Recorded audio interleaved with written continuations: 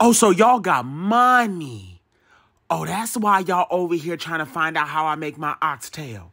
Oh, well, guess what? Today is your lucky day because I'm fitting to tell you all of the business. Let's get to cooking. Whipping up all of your favorite recipes. Simply Food. You should know by now that you're in for a treat. Simply Food. There's no other channel where you'd rather be. Simply Food. Seafood, pasta, cakes, and pies. Sing and laugh and even cry. Like and share and hit subscribe. Simply Food by TY. All right, y'all, so let's get to it. So we're working with about 3.5 pounds of oxtail today. I'm going to get these over to my sink and get these nice and cleaned. If you guys want to know how I do the full process of cleaning oxtail, just click the link that just popped up on the video, and it'll take you over there. I'll give you all the instructions there. We're going to go in with some garlic, some sofrito. We're also going to be working with some Jamaican allspice, some low-sodium soy sauce, Worcestershire sauce, the optional flavor enhancer, Jamaican choice. I absolutely love it, though. I think it's key. Also, the Jamaican choice all-purpose seasoning, or you can use the oxtail seasoning. Either one will work just fine. Browning. 1 package of sazon. Some thyme. We're also going to be going in with about 2 medium-sized tomatoes. Make sure that they're nice and firm. 1 medium sweet onion. 1 large green bell pepper. Some scallion, green onion, whatever you want to call it, honey. 2 limes. That's what I use to clean my oxtail with. And now, let's get to chopping. Once again, just as a quick reminder, if you guys want to know how I clean my oxtail in full depth, just go on over to my oxtail stew recipe, and I showed you guys the full process over there. So what we're working on right now is just getting our veggies broken down. Now, you don't have to worry about mincing these down too much because these are going to cook so long that they're going to turn into absolutely nothing but flavor by the time the recipe is done. But you just want to make sure that they're all consistent around the same chop size so that everything can kind of cook evenly. We're going to do the exact same thing with our sweet onion here.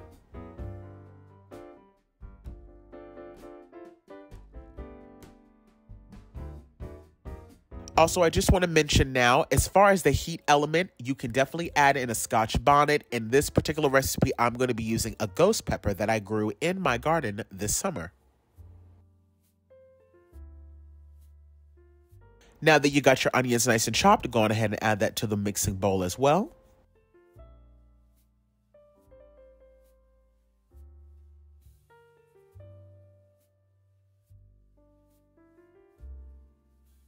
And now we're going to work on those green onion. As you can see, I'm using about 2 full sprigs. We're going to get rid of the bottom, and then we're going to use everything. We're going to chop it all down. We're going to use all of that.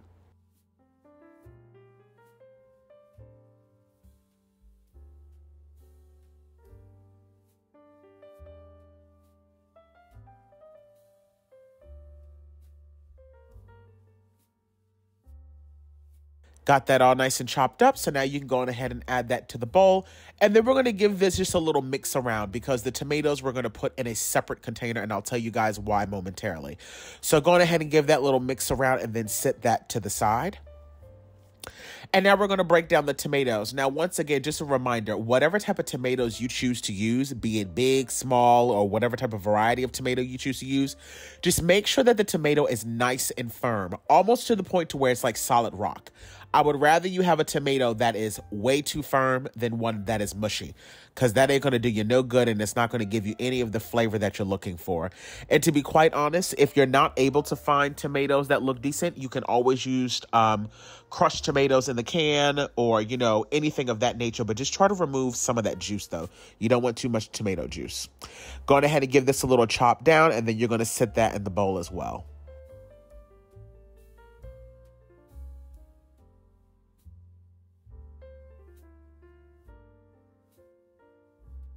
Now that we have all of our tomatoes done, let's get on over and let's get all of this in the bowl. So we have our oxtail nice and cleaned. In the bowl, we're going to add in 1 full package of sazon.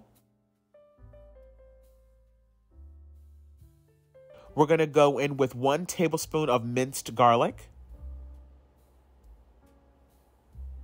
We're going to go in with 4 tablespoons of our sofrito. You can use whatever brand you would like, or if you make it from scratch also, that also works, just fine.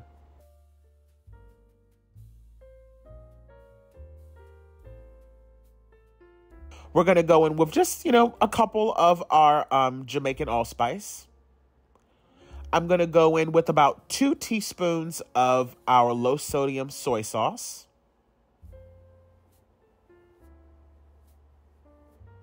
A few dashes of our Worcestershire sauce. I'm going to go in now with the flavor enhancer Jamaican choice, and I'm going to use about 1 teaspoon to about 1.5 teaspoons of that. And the Jamaican choice all-purpose seasoning, or the oxtail seasoning, I'm going to go in with about 1/2 tablespoon for right now. Later on down the line, we'll add in more seasoning, and I'll tell you when it's time for that. And now I'm going to go in with about 1.5 teaspoons of the browning. Now, this is the thing about the browning. I like to add it in little by little because sometimes you don't always need as much as you did when you made it once before.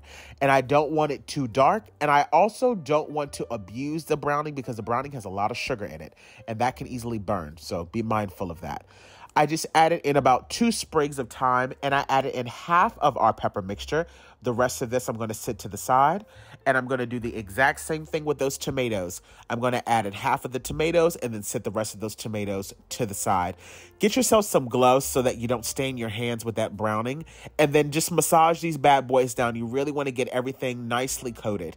Now, this is around the time when you would look at it and say, I would like for them just to be a little bit darker. So if you want, you can go in and add in the additional teaspoon to 2 teaspoons of the browning. But remember, a little bit does go a long way. And as these cook, they will get drastically darker. So you don't want them to be too black starting off with.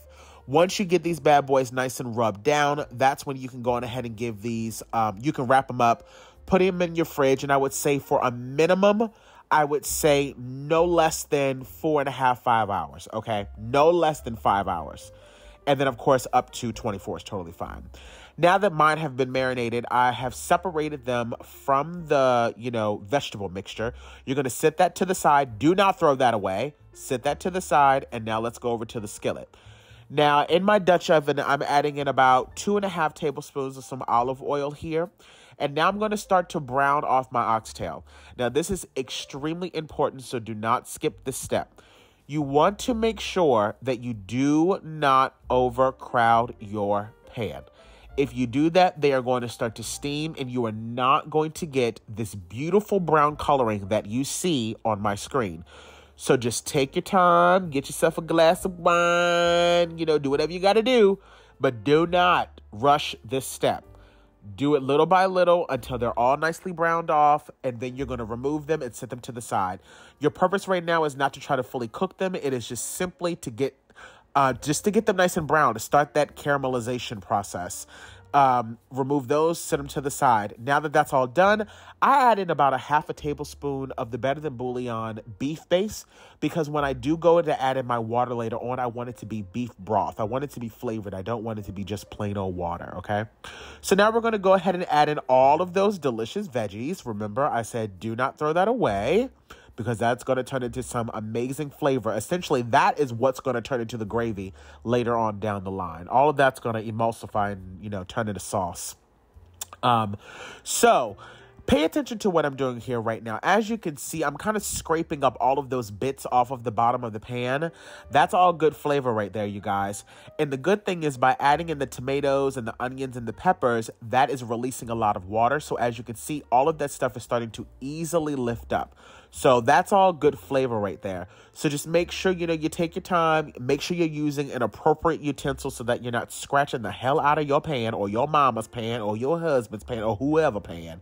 But as you can see, all of that stuff came up beautifully. Now is the time when we can go ahead and add in those extra peppers. For some reason, I like to do it that way because I just feel like it gives a bit of a fresher taste of some of the peppers. I don't know, honey, if it really makes a difference. It's just what I do.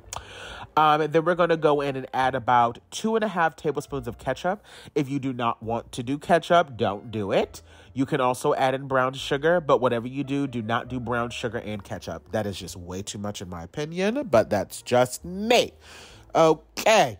So now what we want to do is we want to go on ahead and bring this up to a simmer. Once this comes up to a simmer, it's time for us to start layering in our oxtail. Now, at this point, you guys, it is crucial that you guys get yourself a note, pen, and pad. Do whatever you got to do. Pay attention, okay? When you go to start adding in your water, it is imperative that you do not add too much water. You want to make sure that the water that you add in is only slightly covering the top of your oxtail. They should not be floating in a bunch of water. And that rule will remain true for this entire recipe. You're going to be adding in water throughout the entire recipe as the water reduces. And every time you add water, it should only be to just slightly cover them, okay? So I put the top on it and I let it go for 1 hour. Within that 1 hour, I came upstairs, gave it a little mix around, maybe every 10 or 15 minutes or so. Make sure that it's on a low simmer. It doesn't need to be on like a rapid boil, but definitely make sure that you guys are mixing it around. I'm going to put the lid back on this partially, okay? So now that we're in the 2 hour mark, I would say about every 15 minutes, set a timer. Don't forget. Set a timer so that within that second hour, every 15 minutes, you're coming upstairs and giving it a mix around. Because as the water reduces, the sugar is going to caramelize more and more and things are going to start to stick. As you can see right here, it's not as easy moving things around in the pan because things are starting to stick to the bottom, which is fine and dandy, but you want to make sure that you're catching it before it burns. Okay, so just keep that in mind. So again, I'm going to put the top back on it, but before I do, I'm going to add in just enough water to make sure that it's slightly covering it.